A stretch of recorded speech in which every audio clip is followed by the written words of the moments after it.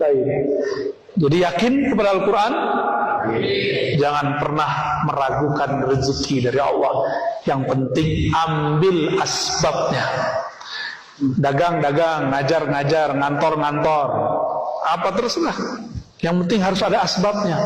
Selevel Nabi Muhammad SAW. Itu tangannya chipnya surga, fingerprint surga dia tangan Nabi. Wallahi, apa yang beliau mau lewat tangannya selesai. Tapi ketika musim perang, paceklik, habis semua bahan, Nabi mesti ada asbab. Maka dikumpulkan air, dikumpulin cuma saja satu gayung. Nabi begini kan, keluar air dari tangannya. Tetap harus ada asbab. Kalau enggak nanti orang menyembah Nabi Muhammad SAW. Sayyidina Aisyah ketika ingin menyembuhkan orang enggak pakai asbab, enggak pakai obat, enggak pakai syariat kata orang Sunda. Syariat ini bukan syariat bahasa Arab. Ya, syariatnya berobat apa? Nah, itu dia. Paham maksudnya? Nah, syariat itu asbab yang dimaksud di kitab ini. Itu mesti diambil. Kalau nggak nanti orang akan jumawa. Gua mah nggak perlu kerja, rezeki datang sendiri. Tuh sombong dia nanti. Padahal pengen tawakal.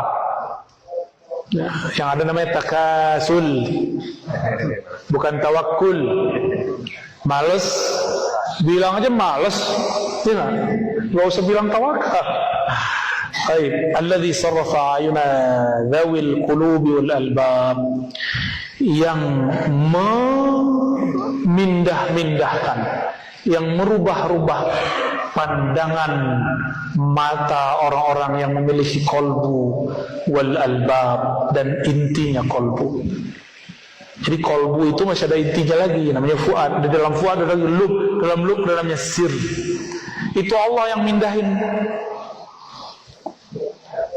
Allah yang mindahin, bukan guru, bukan mursyid, tapi lewat mursyid. Mesti ada, kalau nggak iblis itu yang bekerja. Ya. Dari mana kolbunya supaya berpindah dari memandang makhluk, memandang asbab kepada pencipta asbab. An mulahazatil wasaiti wal asbab ila musabbibil asbab. Dari memandang nasi yang mengenyangkan. Nah, ini kalau masih mandang nasi yang mengenyangkan, berarti akidahnya belum sahih secara Ahlussunnah, tasawufnya belum tasawuf Imam Ghazali. Benar kan nih? Ikut Imam Ghazali. Oke. Air yang menyegarkan atau Allah yang menyegarkan? Tapi mesti minum kan? Minum dulu ya.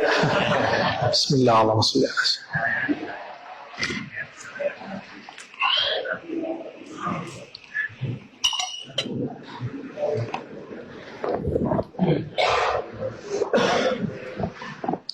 Ketika terbersit di hati, ini sudah inti kitab nih. Saya baru baca mukadimah tapi inti kitab ini. Terbersit di hati saya bahwa yang menyegarkan itu air. Maka kata Imam Ghazali dalam kitab ini, itu syirik yang tersembunyi, syirik khafi. Gimana?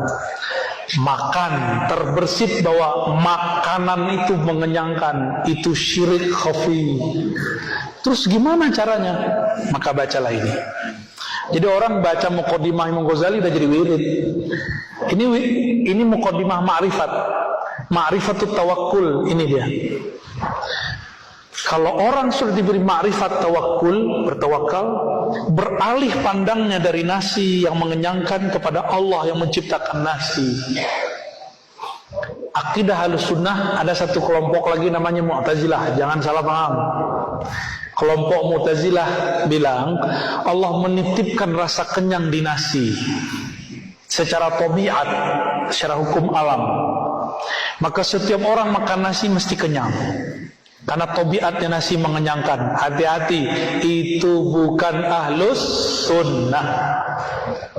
Jadi ya, disebut dengan hukum tabi'i. Apa namanya? Hukum tabi'i inilah yang dianut oleh para filosof, oleh orang-orang fisika. Ini dulu yang dianut Ibnu Sina dan Al-Farabi, Aristoteles. Ini yang dikritik oleh Imam Ghazali. Maka Imam Ghazali membersihkan akidah Ahlussunnah dari pandangan-pandangan filsafat yang menyimpang. Jadi filsafat ada yang menyimpang.